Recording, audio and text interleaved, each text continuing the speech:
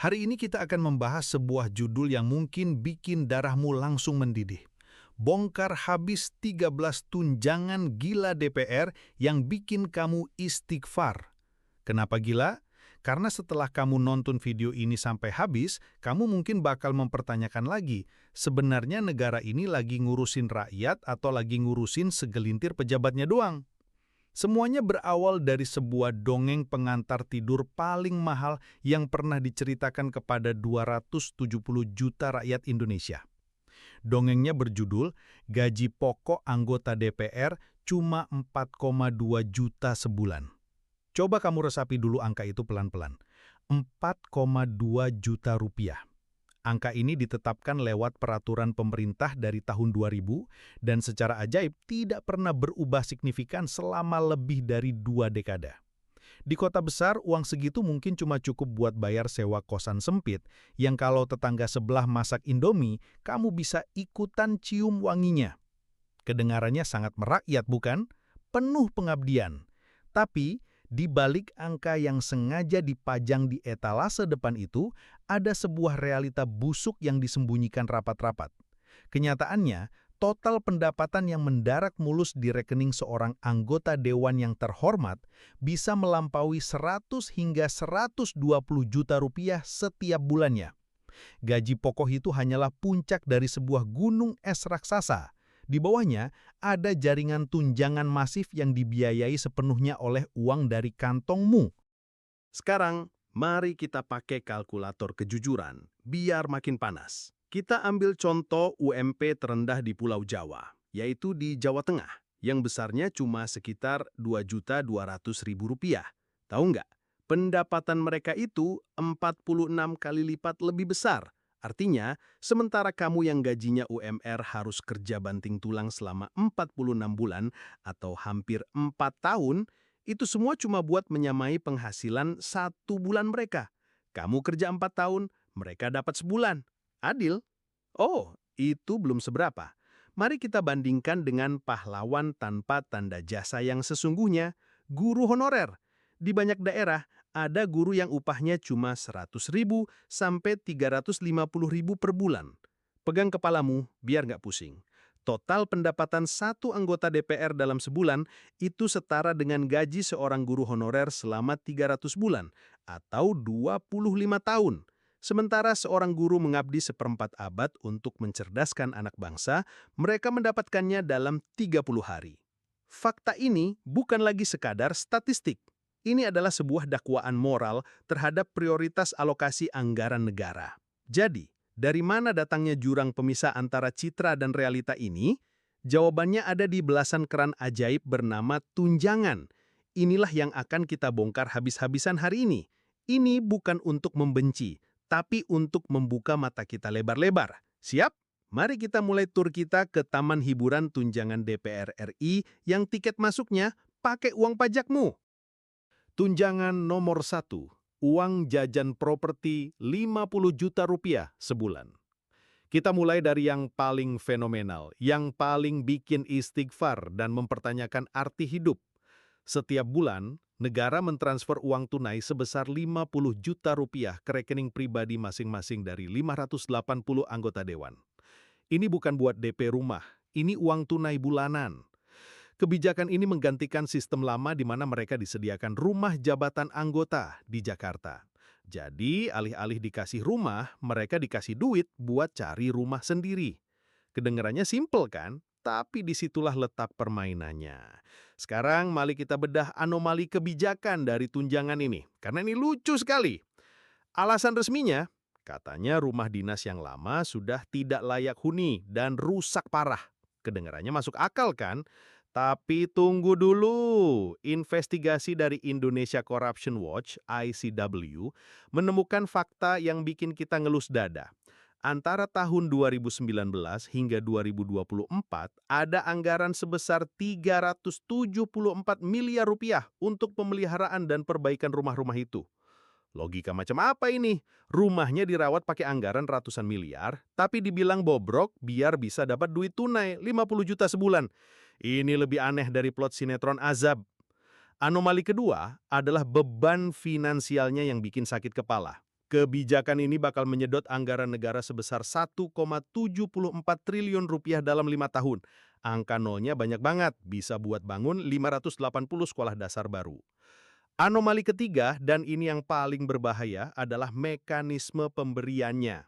Uangnya ditransfer langsung ke rekening pribadi tanpa pengawasan. Artinya, seorang anggota dewan bisa aja sewa apartemen 15 juta. Sisa 35 jutanya ya jadi dana taktis buat jajan. Ini bukan lagi fasilitas kerja, ini bonus gaji terselubung dengan kedok kepedulian. Coba kita lihat perbandingan internasional, biar wawasan kita terbuka. Di Swedia, negara yang katanya sangat peduli sama pejabatnya, anggota parlemen dari luar kota nggak dikasih uang tunai. Mereka disediakan apartemen studio kecil milik negara, seringkali luasnya nggak lebih dari 16 hingga 46 meter persegi, mungkin lebih kecil dari kamar kos kamu. Nggak ada opsi kemewahan, nggak ada alternatif uang tunai. Sistem di sana dirancang murni untuk menunjang pekerjaan, bukan untuk meningkatkan gaya hidup mereka. Di sini, nih 50 juta, terserah mau diapain. Maka, rekomendasi tindakan yang paling waras adalah kebijakan tunjangan perumahan dalam bentuk uang tunai ini harus dihapuskan segera. Kembalikan sistem penyediaan rumah jabatan. Anggaran pemeliharaan yang ratusan miliar itu jadi bukti kalau negara mampu kok merawat asetnya. Uang triliunan yang dihemat bisa dialihkan buat bangun ratusan sekolah, atau setidaknya buat benerin jalan yang rusak biar motormu nggak cepat rusak. Tunjangan nomor 2. Mesin ATM pribadi berhadiah 9 juta rupiah per hari. Setelah uang jajan properti, sekarang kita pindah ke wahana yang lebih seru, mesin ATM berjalan. Setiap kali seorang anggota DPR melakukan perjalanan dinas ke ibu kota provinsi, mereka dapat paket tunjangan harian yang terdiri dari 2 komponen utama, 5 juta rupiah sebagai uang harian dan 4 juta rupiah sebagai uang representasi, sehingga totalnya mencapai 9 juta rupiah per hari. Ini harus diulang biar meresap, 9 juta per hari.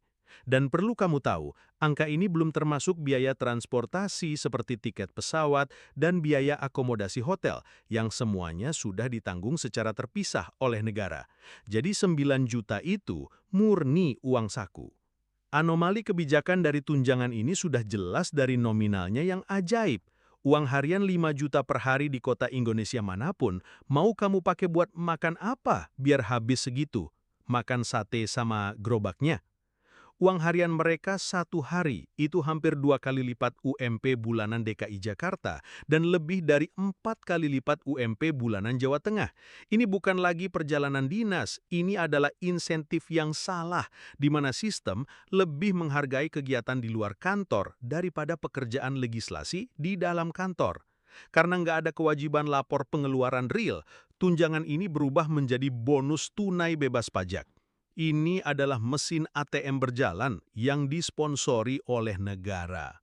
Kalau kita lakukan perbandingan internasional, sistem kita ini kelihatan seperti dari zaman batu. Negara-negara maju dan bahkan perusahaan swasta profesional sudah lama meninggalkan model uang kaget seperti ini. Mereka umumnya pakai 2 sistem yang jauh lebih adil dan transparan. Pertama, model penggantian biaya berbasis bukti atau at cost reimbursement. Simpelnya, ada kwitansi, ada uang ganti. Tidak ada cerita nombok ataupun untung. Kedua, kalaupun mereka memberikan uang saku harian atau per diem, jumlahnya wajar dan sudah dihitung matang-matang untuk menutupi biaya hidup standar di kota tujuan, bukan untuk jadi bonus liburan yang bisa dipakai foya-foya. Oleh karena itu, rekomendasi tindakan yang harusnya sudah dilakukan dari kemarin adalah rombak total sistem ini. Hapus sistem lamsam yang kayak ngasih uang kaget. Ganti dengan sistem reimbursement at cost yang ketat pakai bukti sah.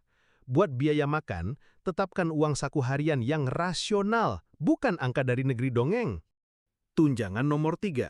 Tunjangan biar nggak malas kerja. Tunjangan berikutnya, ini adalah favorit saya. Sebuah mahakarya komedi yang paling absurd secara filosofis. Namanya Tunjangan Peningkatan Fungsi Pengawasan dan Anggaran. Setiap bulan, para anggota dewan yang terhormat menerima Rp3.750.000 untuk tunjangan ini. Sekarang kita masuk ke anomali kebijakannya. Tunggu dulu. Bukannya berdasarkan undang-undang, 3 fungsi utama DPR itu memang legislasi, anggaran, dan pengawasan. Tunjangan ini secara terang-terangan membayar mereka untuk melakukan 2 dari 3 tugas fundamental mereka. Ini sama saja seperti kamu membayar seorang gaji pilot, lalu memberinya tunjangan peningkatan fungsi menerbangkan pesawat, atau memberi bonus tambahan pada seekor ikan karena sudah meningkatkan fungsi berenang. Ini menciptakan premis gila bahwa bekerja sesuai job desk adalah sebuah prestasi luar biasa yang butuh bayaran ekstra, bukan standar minimum yang seharusnya. Kalau kita lakukan perbandingan internasional, di negara-negara dengan sistem parlementer yang matang seperti Kanada atau Jerman, konsep seperti ini tidak ada sama sekali. Gaji pokok seorang legislator di sana sudah mencakup kompensasi untuk semua tugas dan fungsinya. Memberi tunjangan tambahan untuk melakukan pekerjaan utama akan dianggap sebagai lelucon. Sehingga, rekomendasi tindakan yang paling logis adalah buang tunjangan ini ke tempat sampah. Hapus seluruhnya. Fungsi pengawasan dan anggaran itu bukan pekerjaan sampingan, itu adalah mandat inti. Penghapusan tunjangan ini akan menghemat anggaran negara lebih dari 26 miliar rupiah per tahun. Tunjangan nomor 4, iuran bulanan biar tetap terhormat. Setelah dibayar ekstra biar nggak malas kerja, ternyata ada lagi lapisan kemewahan lainnya. Setiap bulan, kantong mereka ditambah lagi sebesar 5.580.000 dari pos bernama tunjangan kehormatan. Benar, kamu tidak salah baca. Ada tunjangan khusus untuk sebuah konsep abstrak bernama kehormatan. Sekarang mari kita bahas anomali kebijakannya. Muncul pertanyaan sarkas yang mendasar. Kehormatan jenis apa yang butuh biaya perawatan bulanan sebesar 5,5 juta rupiah? Apakah kehormatan bisa luntur kalau tidak disuntik dana? Ini adalah uang yang secara resmi dibayarkan untuk kehormatan, bukan untuk kerja. Ini adalah tunjangan yang diberikan hanya sebagai bentuk apresiasi atau penghargaan atas status mereka sebagai pejabat. Dalam logika pelayanan publik yang waras, kehormatan itu datang dari pengabdian dan kinerja, bukan dari transferan bulanan yang dibiayai pajak rakyat. Tunjangan ini adalah bukti paling telanjang bahwa sistem kita lebih menghargai status daripada substansi. Kalau kita lakukan perbandingan internasional, di negara seperti Swedia, konsep tunjangan kehormatan ini tidak dikenal dan akan dianggap aneh. Di sana, menjadi wakil rakyat adalah sebuah tugas dan tanggung jawab, bukan sebuah status yang perlu dihujani dengan berbagai honorarium tambahan. Maka rekomendasi tindakan yang paling logis adalah menghapuskan total tunjangan ini karena mubazir dan tidak punya justifikasi fungsional yang jelas. Kehormatan sejati tidak bisa dibeli dengan uang rakyat. Tunjangan nomor 5. Kerja 5 tahun, dapat gaji buta seumur hidup. Setelah menikmati semua kemewahan saat menjabat, sistem memberikan hadiah terakhir yang paling manis. Inilah dia, dana pensiun seumur hidup. Aturannya simpel. Setiap anggota DPR berhak menerima dana pensiun yang dibayarkan oleh negara seumur hidup mereka setelah menyelesaikan masa jabatan selama 5 tahun. Besaran dana pensiun ini dihitung sebesar 60% dari gaji pokok atau sekitar Rp2.520.000 per bulan. Meskipun nominalnya tidak fantastis, anomali kebijakan ini bukan soal jumlahnya, tapi soal prinsipnya yang sangat tidak adil. Ini adalah jaminan finansial seumur hidup sebagai imbalan atas masa kerja yang relatif sangat singkat. Kebijakan ini secara efektif menciptakan sebuah kasta pensiunan istimewa yang terpisah dari seluruh rakyat Indonesia. Coba bandingkan dengan nasibmu. Kamu dan para pekerja lainnya harus patuh ikut sistem jaminan sosial nasional, yaitu BPJS Ketenagakerjaan. Kamu harus membayar iuran selama puluhan tahun dan baru bisa menikmati manfaat pensiun setelah mencapai usia pensiun yang ditetapkan pemerintah. Mereka bisa saja menyelesaikan masa jabatannya di usia 40 tahun dan langsung mulai menerima pensiun seumur hidup dari negara. Sementara kamu harus menunggu hingga usia 58 tahun atau lebih. Kalau kita lakukan perbandingan internasional, model Indonesia ini termasuk yang paling murah hati. Di banyak sistem lain, hak pensiun baru muncul setelah masa kerja yang lebih lama, misalnya 10 atau 15 tahun, dan dana pensiunnya baru bisa dicairkan saat mantan legislator mencapai usia pensiun normal seperti warga negara lainnya. Selain itu, tren global bergerak menuju skema iuran pasti, di mana manfaat pensiun bergantung pada jumlah iuran yang dibayarkan, bukan ditanggung 100% oleh negara. Maka rekomendasi tindakan untuk ini sangat fundamental. Hapuskan skema pensiun khusus ini. Perlakukan mereka sama seperti kita. Wajibkan mereka jadi peserta BPJS Ketenagakerjaan, biar mereka merasakan gimana rasanya jadi rakyat biasa yang harus merencanakan hari tuanya sendiri, bukan dapat hadiah seumur hidup dari negara. Tunjangan nomor 6. Tunjangan paling nggak punya hati. Pajakmu, negara yang bayarin. Jika tunjangan-tunjangan sebelumnya membuatmu marah, yang satu ini mungkin akan membuatmu kehilangan kata-kata. Inilah dia, tunjangan PPh pasal 21. Ini adalah sebuah tunjangan khusus sebesar Rp2.699.813 per bulan yang diberikan negara dengan tujuan spesifik untuk membayar kewajiban pajak penghasilan anggota dewan itu sendiri. Kamu tidak salah baca. Negara memberikan mereka uang untuk membayar pajak mereka sendiri kepada negara. Sekarang kita bahas anomali kebijakannya. Ini adalah puncak dari ironi dan ketidakadilan. Pajak adalah pilar utama negara dan kewajiban setiap warga negara yang punya penghasilan. Ironisnya, para legislator yang membuat dan mengesahkan undang-undang perpajakan bagi 270 juta rakyat Indonesia justru dikecualikan dari beban tersebut. Ini adalah pelanggaran terang-terangan terhadap prinsip kesetaraan di hadapan hukum. Praktik ini menciptakan sebuah kasta istimewa yang terisolasi dari tanggung jawab fiskal yang mereka bebankan kepada orang lain. Ketika gajimu dipotong pajak, mereka justru menerima tambahan uang untuk menutupi potongan tersebut. Kalau kita lakukan perbandingan internasional, di hampir semua negara demokrasi maju, konsep tunjangan pajak bagi anggota parlemen tidak ada dan tidak terbayangkan. Di negara-negara seperti Swedia, Singapura, dan Inggris, gaji yang diumumkan adalah angka bruto, dan mereka diwajibkan membayar pajak penghasilan sesuai dengan tarif yang berlaku bagi warga negara lainnya. Mereka adalah bagian dari sistem, bukan berada di atasnya. Maka, rekomendasi tindakan untuk tunjangan ini hanya ada satu: hapuskan tunjangan PPh pasal 21 secara total, segera, dan tanpa syarat. Seluruh penghasilan anggota DPR harus dianggap sebagai pendapatan bruto yang wajib dikenakan pajak penghasilan.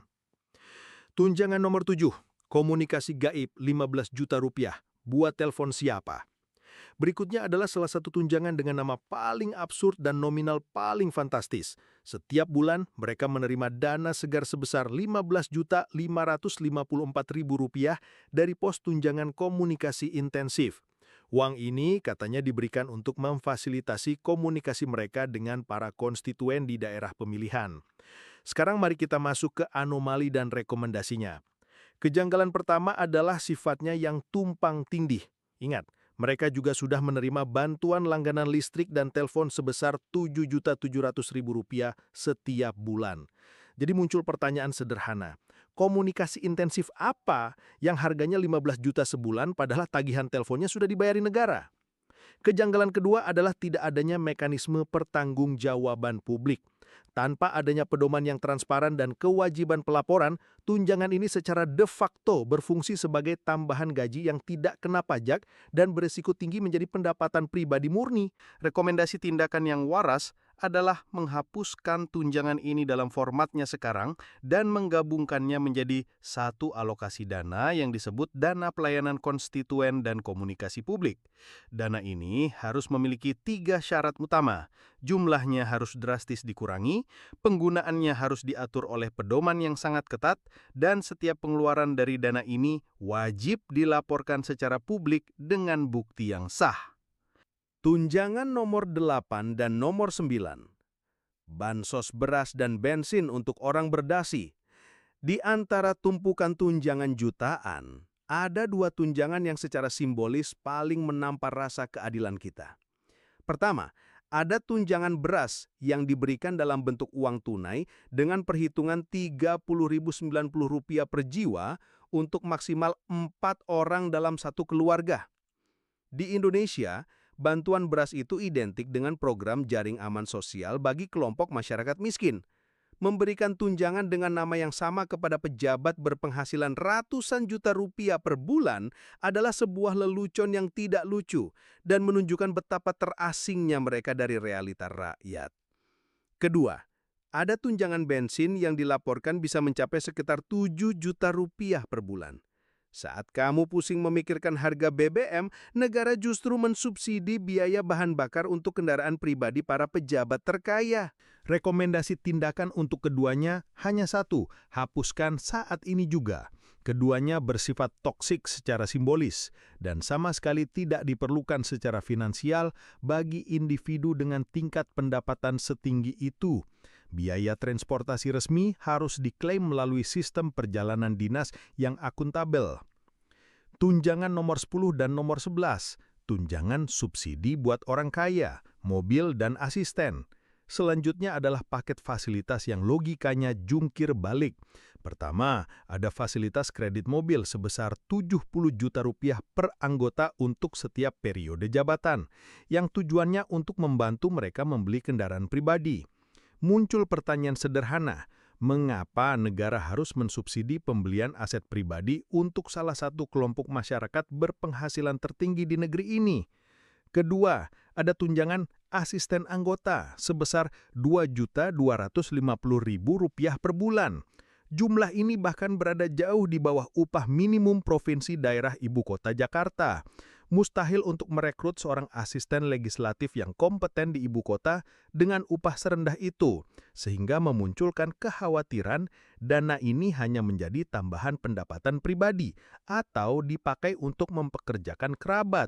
Rekomendasi tindakan yang logis adalah menghapuskan fasilitas kredit mobil dan merombak total sistem asisten, hapuskan tunjangan tunai pribadi, dan alihkan seluruh anggarannya ke Sekretariat Jenderal DPR untuk merekrut tim asisten legislatif profesional yang dikelola secara terpusat dan akuntabel. Tunjangan nomor 12, tunjangan uang jajan rapat 2 juta sebulan. Di atas semua tunjangan tadi, setiap bulan ada lagi dana operasional bernama uang sidang atau paket sebesar 2 juta rupiah. Uang ini disebut-sebut untuk kebutuhan teknis persidangan seperti konsumsi atau alat tulis. Namun, anomali kebijakannya adalah justifikasinya sangat kabur dan tidak ada kewajiban pelaporan sama sekali. Ini membuatnya pada praktiknya hanya menjadi tambahan uang jajan bulanan yang penggunaannya tidak dapat dilacak. Rekomendasi tindakan untuk ini sangat jelas, hapuskan tunjangan ini. Kebutuhan operasional dasar selama persidangan seharusnya disediakan secara terpusat oleh Sekretariat Jenderal DPR melalui mekanisme pengadaan yang transparan dan akuntabel. Tunjangan nomor 13, tunjangan feodal, istri dan anak. Terakhir, ada tunjangan keluarga yang terdiri dari tunjangan istri atau suami sebesar 10% dari gaji pokok atau Rp420.000 dan tunjangan anak sebesar 2% dari gaji pokok per anak untuk maksimal 2 anak atau total Rp168.000. Anomali kebijakannya adalah tunjangan ini merupakan sebuah peninggalan atau relik feodal yang tidak lagi relevan. Memberikan tunjangan khusus untuk menanggung keluarga bagi pejabat dengan penghasilan ratusan juta rupiah per bulan adalah hal yang absurd. Rekomendasi tindakan untuk ini juga sama, hapuskan tunjangan keluarga. Kebutuhan keluarga seharusnya menjadi tanggung jawab pribadi, bukan dibebankan lagi pada negara, dan sudah seharusnya tercakup dalam total pendapatan mereka yang sudah sangat besar. Jadi, apa kesimpulannya setelah kita bongkar semua ini? Mitos gaji kecil DPR sudah resmi kita nyatakan wafat. Sistem kompensasi mereka saat ini bukan cuma boros, tapi cacat dari akarnya. Sistem ini dibangun di atas ketidakjujuran dan hak-hak istimewa yang menciptakan jarak yang sangat jauh dengan rakyat yang katanya mereka wakili. Struktur ini tidak mendorong pelayanan, melainkan melanggengkan mentalitas pejabat yang merasa berhak atas segalanya. Dampak nyata dari semua ini adalah sebuah potret ketidakadilan yang menyakitkan. Ingat ini baik-baik. Pendapatan tahunan satu wakil rakyat setara dengan gaji gabungan 333 guru honorer, dan anggaran yang mereka habiskan hanya untuk tunjangan rumah dalam satu periode 5 tahun itu bisa dipakai untuk membangun 580 sekolah dasar baru. Ini bukan lagi soal angka, ini soal prioritas bangsa yang salah arah. Video ini bukan untuk bikin kamu putus asa, tapi untuk jadi panggilan agar kita semua sadar dan menuntut perubahan fundamental. Sistem yang ada harus dirombak total. Jalan keluarnya harus didasarkan pada 3 prinsip yang tidak bisa ditawar. 1. Transparansi radikal. Hentikan ilusi gaji kecil. Tetapkan satu gaji pokok tunggal yang bersifat all-in, yang mencakup semua komponen pendapatan dan diumumkan secara terbuka kepada publik. Hapus hampir semua tunjangan tunai terpisah dan tidak jelas. 2. Akuntabilitas penuh. Ganti semua sistem lamsam dengan reimbursement berbasis bukti. Setiap rupiah uang negara yang digunakan harus dapat dipertanggungjawabkan dengan bukti yang sah dan laporannya bisa diakses oleh publik. 3. Keadilan sosial. Masukkan mereka ke dalam sistem pajak dan pensiun nasional yang sama dengan kita semua. Mereka harus membayar pajak penghasilan mereka sendiri dari gaji bruto mereka. Dan mereka harus berkontribusi pada dana pensiun mereka sendiri melalui skema iuran wajib. Kekuasaan untuk menuntut perubahan ini berada di tangan publik, karena uang rakyatlah yang mendanai seluruh sistem ini. Sudah saatnya kita menuntut wakil rakyat yang benar-benar mencerminkan kehidupan, perjuangan dan aspirasi kita. Bukan hanya dalam kata-kata, tetapi juga dalam setiap rupiah yang mereka terima. Karena pada akhirnya, ini uang kita, dan sudah saatnya kita menuntut pertanggungjawaban. Ciao.